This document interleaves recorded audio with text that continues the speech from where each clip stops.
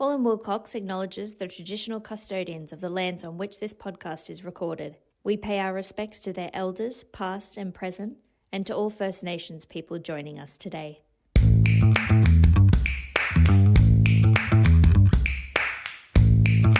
Hi, and welcome to our Doing Business in Australia podcast.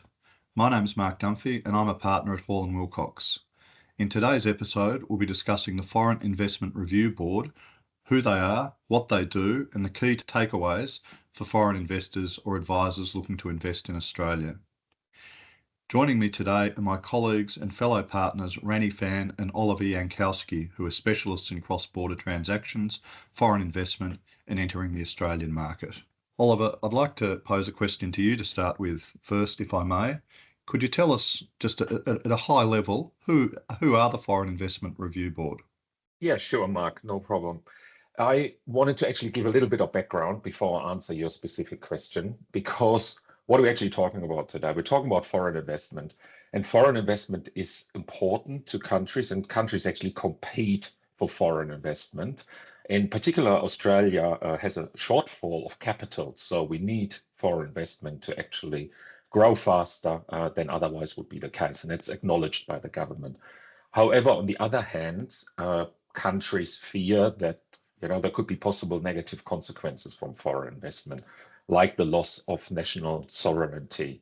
So meaning parts of the economy are controlled by offshore interests. So that's why countries around the world have enacted so-called FDI, foreign direct investment. That's probably a term you'll hear a bit today, FDI.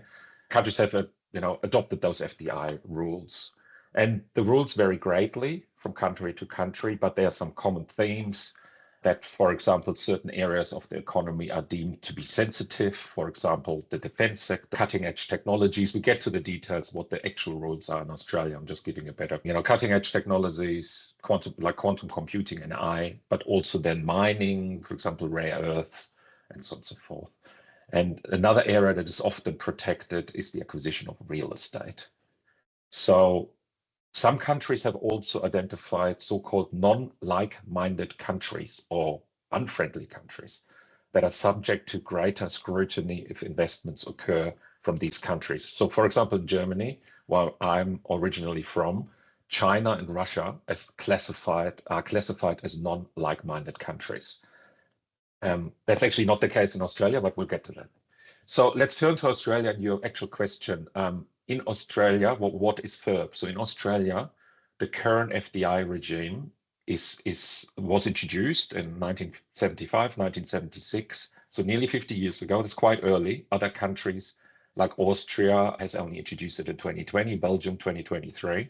We have it for nearly 50 years, and the actual regime is called the Foreign Investment Review Board and the Foreign Investment Review Act. And the Foreign Investment Review Board is shortened to FIRB. That's the acronym that we'll use today. And FIRB will decide on proposed investment proposals and will monitor compliance with the FIRB rules. And the FIRB's decisions are advisory only. The actual ultimate decision-making power rests with the Treasurer of Australia. It's currently Jim Chalmers. Great, thank you. Rani, what type of transactions are subject to FIRB notification? Yeah, thanks, Mark. Foreign investment approval regime is quite complicated, as Oliver just explained.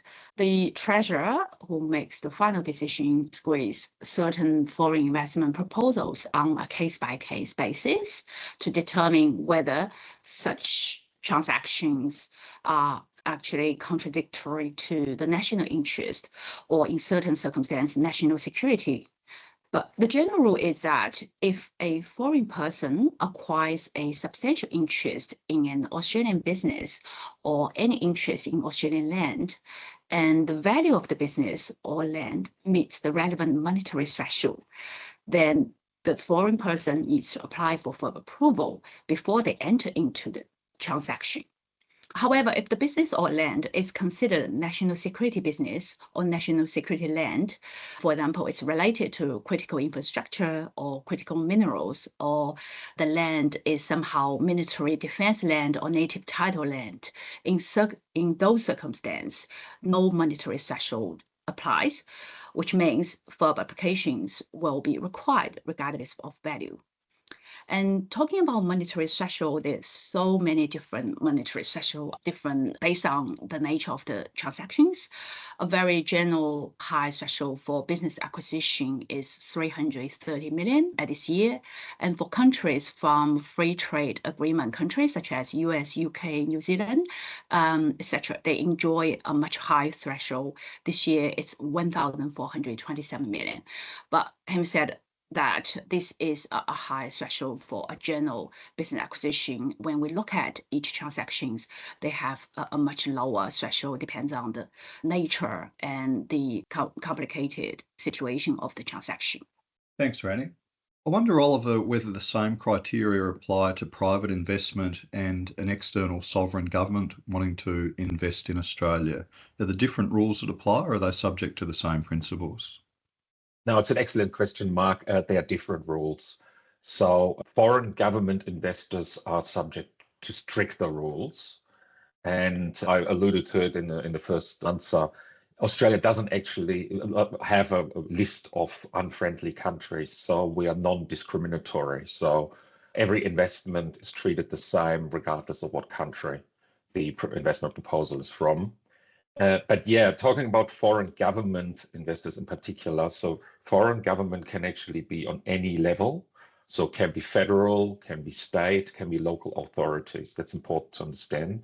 And then also it's important to understand that the thresholds for determining that an entity is actually a foreign government investor are quite low.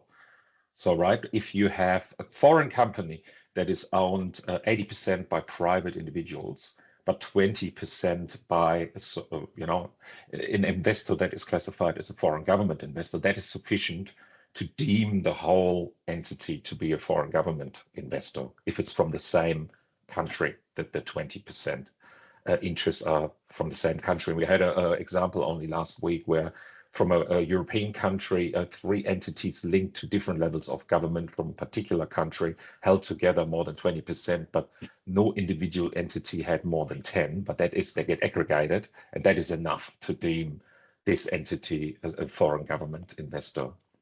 And there's also a second threshold. If there's foreign government investor from different countries, you need to get to 40%, not 20.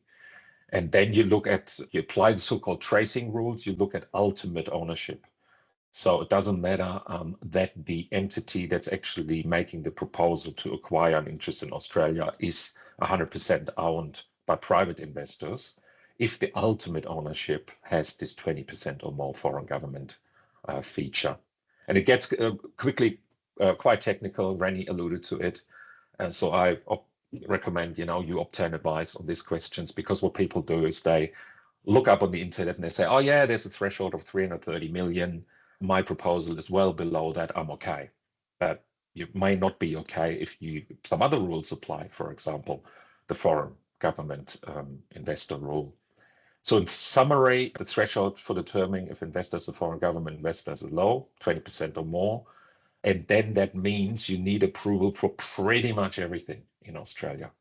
So even if you obtain a very small interest in an entity that's not worth very much, you might be caught, right? Only certain investments of 5% or under, or another threshold 10% or under, exempt. And lastly, let me just mention one feature that is not well understood in the market, and that is that foreign government investors need FIRB approval before they commence a new business in Australia.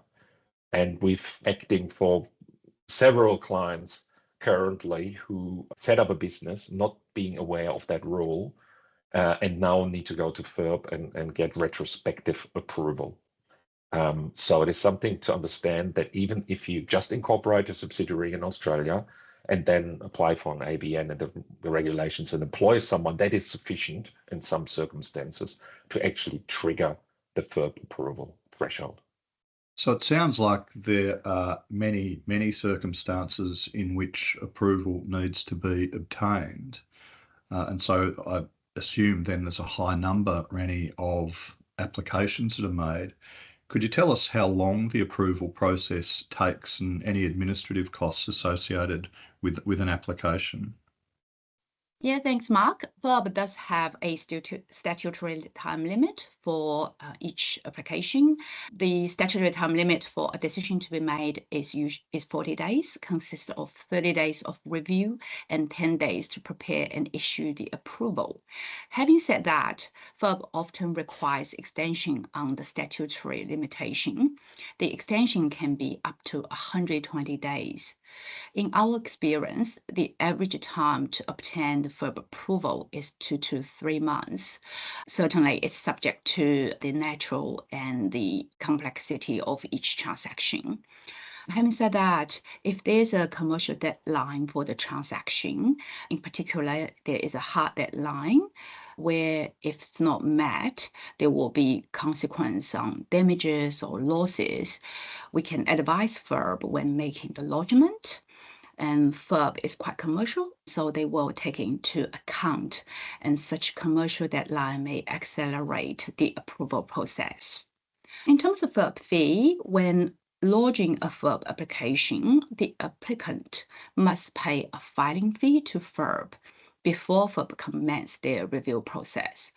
So when we're talking about the statute limitation, the time limit, it doesn't really start until FIRB receives the filing fee.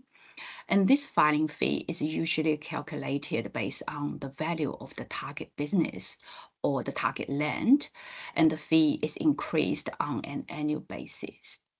When FIRB give their approval, I assume that there are conditions that they put on it, and I'm interested if those conditions are subsequently breached, what the consequence might be for the foreign investor. Yeah, so Mark, you're right. In most situations, FIRB will issue a notification with conditions. They are now actually inspect on the conditions to be satisfied, whether they are compliance in the past 10 years. FIRB has a calling power, which allows it to review transactions completed in the past 10 years. So when they satisfy that the transaction is contrary to the national interest or that any conditions is not compliant with, it may order to unwind the transaction and given a disposal order. That's what we usually heard from FIRB. And the most cases we will see is from the property side, in particular, if a foreign investor acquires a property without FIRB approval, or they complete the transaction, however, hasn't complied with the development conditions as imposed in the notification. FIRB usually will issue a compliance order. If not compliant within time frame, a disposal order will be made. In addition to the disposal order, there can be civil penalties or criminal charges, which is a little unusual, but however, it is under the legislation at the moment. And the civil penalty could be up to 40 million, and the criminal charge could be 10 years in prison. Can I just add something? Yeah, FIRB, as Rennie says, can make divestment orders, and they do. And only a few days ago, it was in the press in Australia, a divestment order was made in respect of interests acquired in a actually listed company called Nether Minerals. And now interests need to be divested, so it does occur. Yeah, that was right. Well, after Treasurer's note a couple months ago, from now putting more resource on the compliance side. So they looking back the previous transactions and start taking all the auditor process, that's what we call it, and sending in investigation notice to, particularly in mining side, to the buyers and checking whether they have complied with the conditions, and or if no further application has been lodged, they start questioning whether and why further approval is not required. So we actually have been monitoring that, and a couple of my clients have received such investigation notice. We're helping them to deal with it. Great, thank you. Okay, well, perhaps if I can ask both of you for the key things or takeaways for foreign investors or advisors when they're looking at a business coming into Australia? Perhaps you first, Oliver. Yes, Mark. So from my experience, you need to deal with it early. You need to deal with it right at the start. You need to build the FERP timeline, which can be lengthy, as Rennie has alluded to, into your transaction timetables. And another one is never assume. So we do get people that approach us with sort of half knowledge and are then quite surprised when we advise them, no, you do need FERP approval. And they're like, well, but I checked it out and it's all okay. And it is very complicated. It's very technical. I do think you should get expert advice early on in every transaction. And Rennie? Yes, totally agree with Oliver. If you are a foreign investor, we encourage each foreign investor to work with Australian legal counsel before they entering into any binding transactions. In particular, they need to know very well who the investors behind, whether there are any foreign government investors. If they are, please clarify with your Australian legal counsel because it will make the application very different, in particular in terms of the monetary threshold and also the time frame for getting an approval. And in addition, I think the investors should really know the target well. They should have very clear thoughts on what's the plan in terms of the assets or the land they're going to acquire and how the source of funding is coming from. These are the typical questions FERB would ask for in terms of the application. So in any event, if you have any questions, we welcome the foreign investor or foreign counsels to come to us and have a chat with us. We're very ready to help. Well, thank you very much, Rennie and Oliver, for those insightful remarks about the Foreign Investment Review Board and the obligations on investors in Australia, whether they be both private investors or government investors. I want to thank everybody for listening to today's episode of this podcast. If you have any questions, please feel free to get in touch with us. You'll find our details on our website, or you can connect with us on LinkedIn. If you enjoyed today's episode, please rate, review, and follow our podcast wherever you may listen to your podcasts. Thanks very much.